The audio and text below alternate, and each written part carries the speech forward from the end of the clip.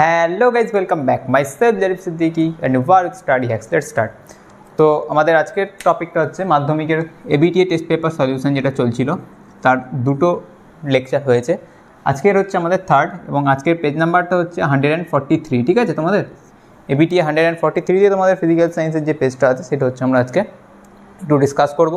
যেমন আমরা একই প্যাটার্ন নিউমেরিক্যাল কোশ্চেন ডিসকাস করবো এখানে, আর থিওরিগুলো ডিসকাস করে দেবো। ঠিক আছে, উইথ এমসিকিউ।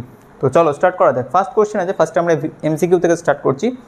প্রধান গ্রিন হাউস গ্যাস, খুবই কমন কোশ্চেন, কার্বন ডাইঅক্সাইড। কোন উষ্ণতায়, তারপরে 1.2, আমি বইটা হাতে নিয়ে বলি তাহলে বেটার হবে, বুঝলে। কোন উষ্ণতায় গ্যাসের অণুগুলির গতিশক্তি শূন্য হয়, সেটা হচ্ছে তোমাদের 0 কেলভিন, অ্যাবসলিউট 0 যেটাকে আমরা বলি। একটি গ্যাসের বাষ্প ঘনত্ব 24 গ্রাম ভরের ওই গ্যাসের এসটিপিতে আয়তন কত, এটা একটু আমাদেরকে করতে হবে, করে দেখতে হবে। দেখো, বাষ্প ঘনত্ব বলেছে 8, তাই তো, তাহলে এম আসবে 16, এম ইকুয়ালস টু 2D। এবারে বলেছে 24 গ্রাম ভরের ওই গ্যাসের এসটিপিতে আয়তন, তাহলে নাম্বার অফ মোলস মানে কি, weight by molecular weight. Weight কত, 24 গ্রাম গিভেন, আর মলিকিউলার ওয়েট 16 বেরিয়েছে। আবার এটা সমান আমরা জানি ভি বাই 22.4 লিটার, রাইট। তো এখান থেকে ভি আসছে আমাদের, এটা করলে 10, 4, 6, 4, 4, ওকে। এরপরে আসছে 4, 5, 5, আর এটা হচ্ছে 6। এবারে দেখো v becomes 56 into 6 by 10, right, 3, 5। তাহলে ভি 18, 3, 6, 18, 17। এটা করলে তোমাদের যেটা আসবে সেটা 178, এটা করলে আসছে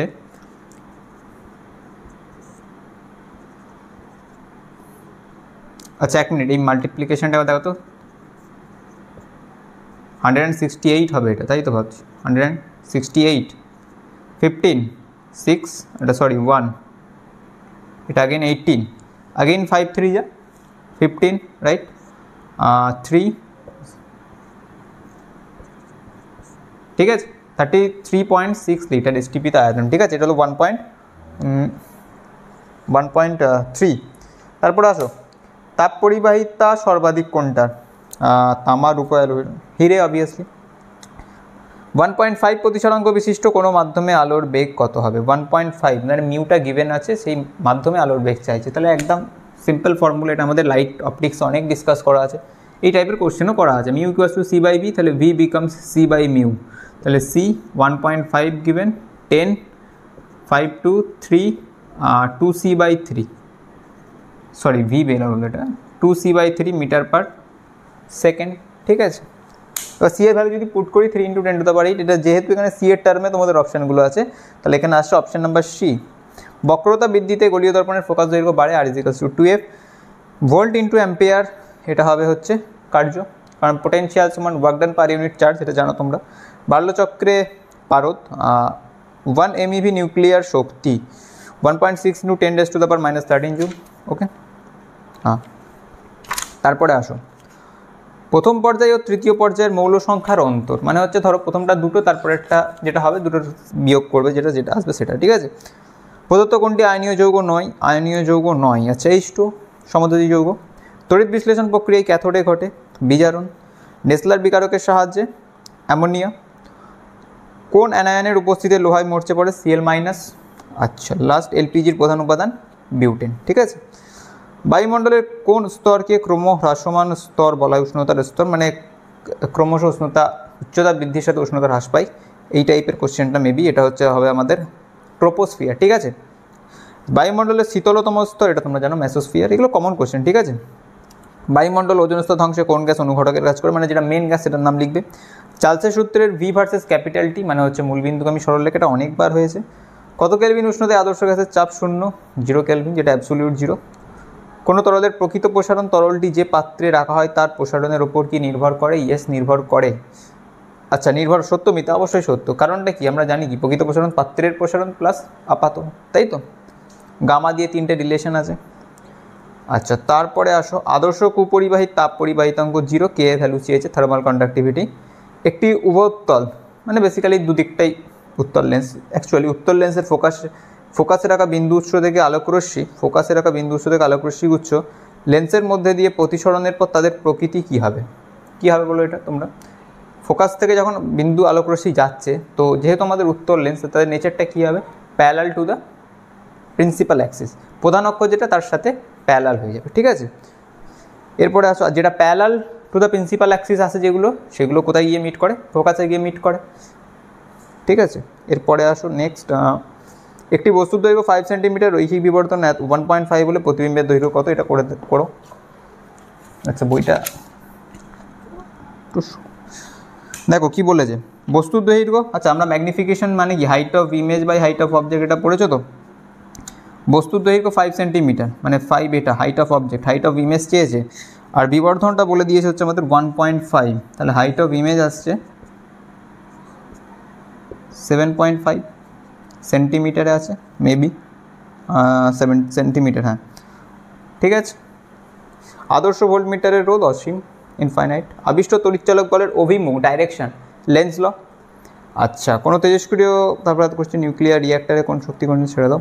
আচ্ছা, এরপরে একটি মৌল M 2.12টা দেখো, ধাতব মৌল M একটি আয়নীয় যৌগ গঠন করে, MCl3, M ধাতুর যোজ্যতা, এটা তোমরা দেখে বুঝতে পারছো। MCl3 যখন হচ্ছে, দেখো এটাকে যদি আয়নীয় যৌগ তো বলেই দিচ্ছে, তাহলে M+3 +3Cl মাইনাস, তাই তো? সরি, মাইনাস, অনলি মাইনাস, ঠিক আছে, 3Cl মাইনাস। এবারে +3 মানেটা কি? M তিনটে কী ছেড়েছে? ইলেকট্রন ছেড়েছে, তবেই তার অক্টেট ফিল আপ হয়েছে। এবার ইলেকট্রন বাইরের কক্ষ থেকে ছাড়ে, তাহলে কি হবে? যদি ইলেকট্রন কনফিগারেশনটা আমরা দেখি, 2 8 3 হতে পারে এটা, ইয়েস অর নো? 2 8 3, বাইরের কক্ষে তিনটে আছে, এই তিনটাকে ছেড়ে দিল, ক্লিয়ার? M একটা ধাতব, ঠিক আছে, তাই জন্য এটা হবে, এমটা হচ্ছে 2 8 3 10 13, it means this is aluminium. Okay, তোমাদের কোশ্চেনটা কনফার্ম করে দিয়েছে, M একটি ধাতব মৌল M, ঠিক আছে।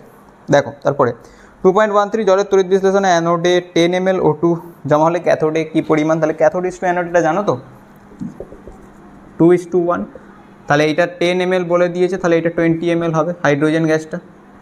এটা যদি আমরা, এটা হচ্ছে আয়তনের রেশিও, ভরের রেশিওটা কিন্তু অন্য, ভরের রেশিওটাও পড়বে, ঠিক আছে, ওটা 8 চলে আসে তখন।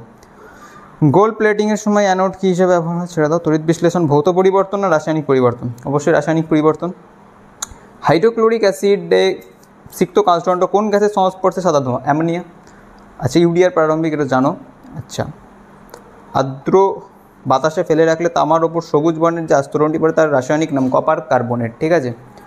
তারপরে আসো 2.17 CH3 CH2 CHO, একদম অ্যালডিহাইড, আর লিখছি না আমি, এটা প্রোপ্যানল, ঠিক আছে, অ্যালডিহাইড গ্রুপ, 3টে কার্বন। ভিনিগারের মুখ্য উপাদান অ্যাসিড, আরও স্পেসিফিক্যালি বললে অ্যাসিটিক অ্যাসিড।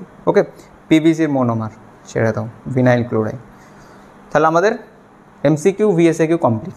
এরপরে স্টার্ট করা যাক SAQ, ঠিক আছে, মানে 2 মার্কসের যেগুলো তোমাদের থাকে।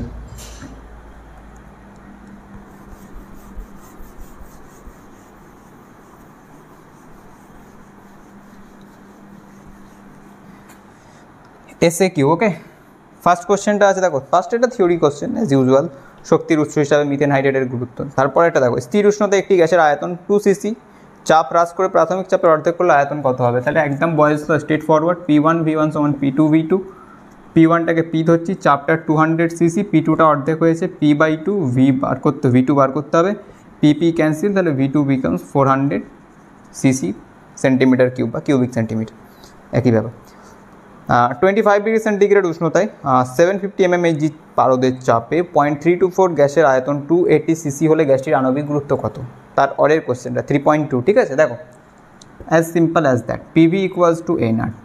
প্রেশার দেখো 750 mmHg, 750 mmHgটাকে যদি আমরা অ্যাটমসফিয়ারে কনভার্ট করি, তাহলে এটা আসবে কত?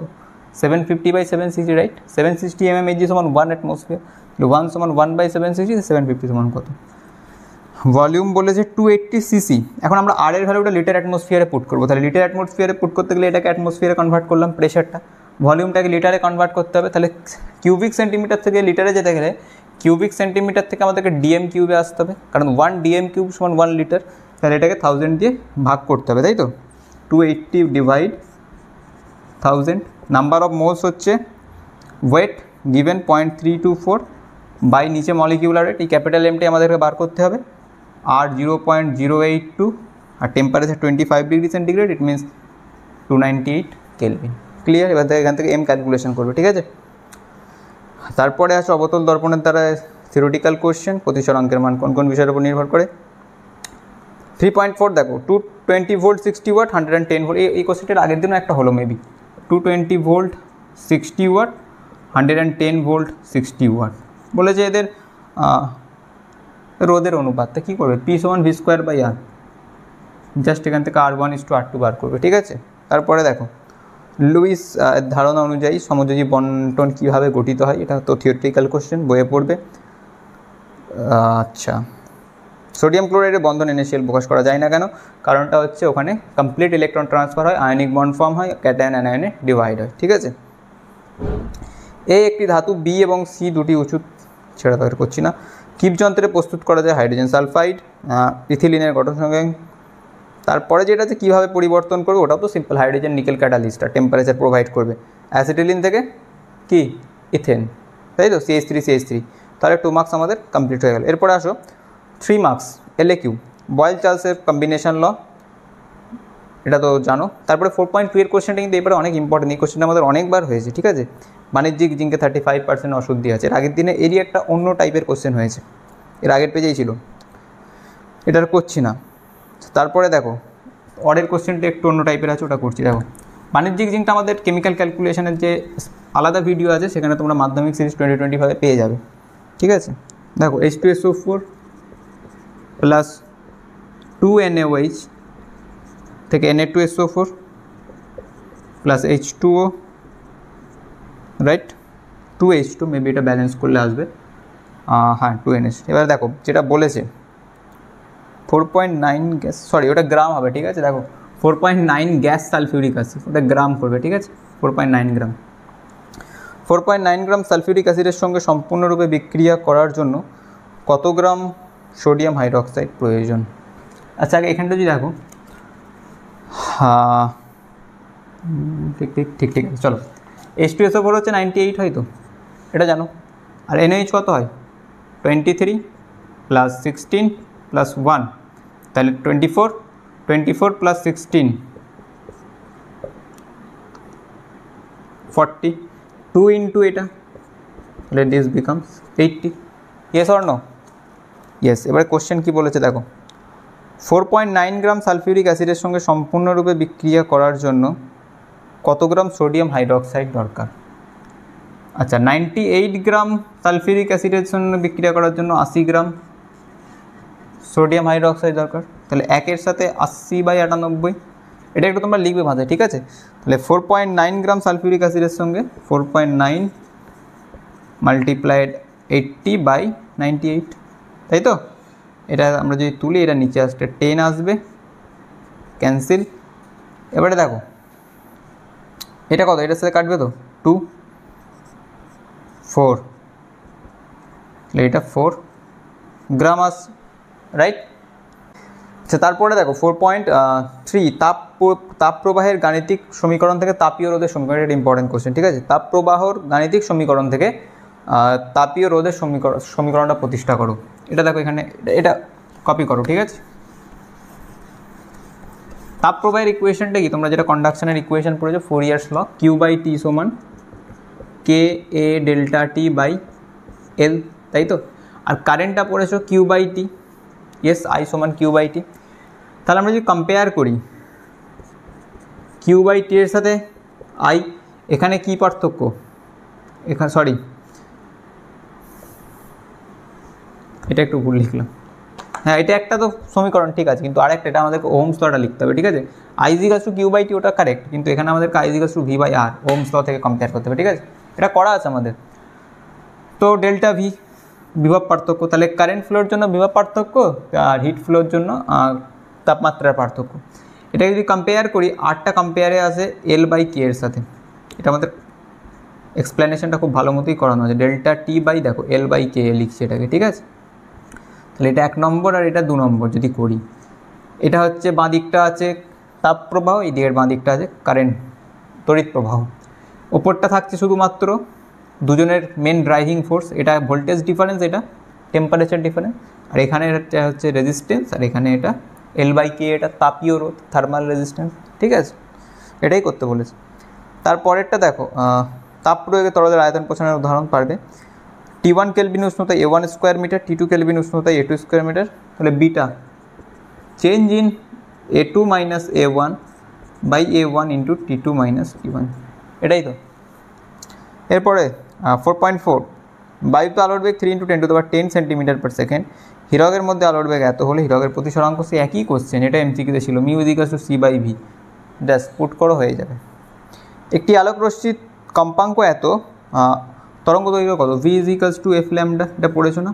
এটা আলোর বেগ ধরবে, এটা আলোতেই মেনলি বলতে চেয়েছে। তাহলে 3 × 10⁸ মিটার/সেকেন্ড। ফ্রিকোয়েন্সি বলা আছে তোমাদের 3 × 10⁻17 হার্জ। এই ল্যামডাটা বার করতে বলেছে, তাই তো, তরঙ্গ দৈর্ঘ্য। তাহলে 3 3 ক্যান্সেল, ল্যামডা আসে 10⁸ এটা করে যেটা আসবে মিটার অ্যান্সার আসবে। ঠিক আছে, নেক্সট 4.5, দেখাও যে সমান্তরাল কাঁচ ফলকের মধ্যে দিয়ে আলোর শুধু পার্শ্বস্বরণ ঘটে। এটা পার্শ্বস্বরণ ঘটে মানে যে কৌণিকচ্যুতি হয় না, I1 = I2 প্রুফটা। ক্রমবর্ধমান তরঙ্গ দৈর্ঘ্য অনুযায়ী সাজাও, ইজি কোয়েশ্চেন। একটি এরপর আছে 4.7। ঠিক আছে, তো 4.7টা দেখো, আচ্ছা এটা একটু মুছছি। ঠিক আছে,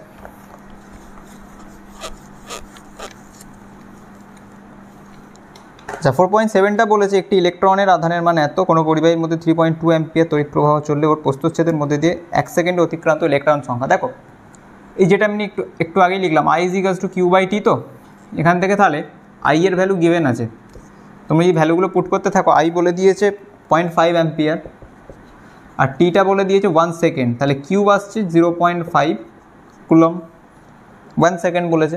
আগেইন আমরা জানি Q is equals to NE, তাহলে N সমান Q/E, নাম্বার অফ, ঠিক আছে, ইলেকট্রন। কিউ তো আমরা পেলাম 0.5 কুলম, আর নিচে E এর ভ্যালু 1.6 × 10⁻19, এটা ইলেকট্রনের আধান কুলম। তাহলে নাম্বারটা আমরা এখান থেকে পেয়ে যাবো। ঠিক আছে, এটা হলো 4.7। 4.8, আচ্ছা 4.7-এর অরে আরেকটা কোশ্চেন আছে। যদি তারের মধ্যে দিয়ে 0.5 অ্যাম্পিয়ার তড়িৎ প্রবাহ 15 মিনিট ধরে চলে, 525 ক্যালোরি তাপ উৎপন্ন হয়। বিভব প্রভেদ কত, প্রান্তীয় বিভব। জুলস ল ফার্স্টে অ্যাপ্লাই করো, H ইকুয়ালস টু I²RT। ঠিক আছে, H given, I given, T given. 15 মিনিটটাকে সেকেন্ডে কনভার্ট করবে, এখান থেকে আরটা ফার্স্টে বার করবে। ঠিক আছে, আগেন প্রান্তীয় বিভব মানে V equals to IR, again ওই কারেন্টেই পুট করবে, আর আর এর ভ্যালু এখান থেকে এসে যাবে, যেটা আসবে সেটা। ঠিক আছে, নিউক্লিয় বিভাজন বলতে কাকে বলে? ABC মৌলের পারমাণবিক ক্রমাঙ্ক যথাক্রমে এত এত এত। অবস্থান লিখতে বলেছে, ধাতব গুণ, এগুলো পারবে, আর করছি না। এরপরে আর তেমন আর কোশ্চেন নেই। ঠিক আছে, লাস্টের কোশ্চেনটা করবে তো 4.12-এর অরেটটা, জৈব বিশ্লেষ্য পলিমারগুলি পরিবেশ দূষণ ঘটায় না, ব্যাখ্যা করো, বা পরিবেশ বান্ধব বেশি কেন। এই কোশ্চেনটা কিন্তু এবারের জন্য একটা ইম্পর্টেন্ট কোশ্চেন আছে। তো বাকিগুলো সবকটাই থিওরিটিক্যাল কোশ্চেন। তো আজকে আমাদের 3টে পেজ হলো, আজকে এই অবধি। তোমরা আবার কন্টিনিউ করতে থাকো, বাই।